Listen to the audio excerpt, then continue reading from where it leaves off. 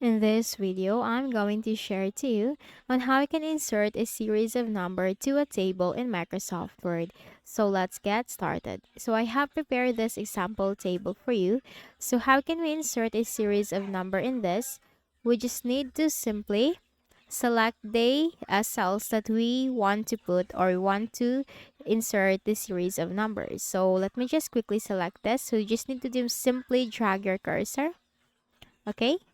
Now, once you have selected the cells, you need to click on the Home tab, and here you can find this numbering. So click on this drop down, and you can choose a lot from here. So it's up to you. You can go with this number alignment left, this one, and this. It should be numbers, so it's either of these two, first or second style.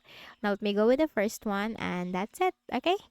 And if we're going to add another cell or another raw, and it will still continue the numbering.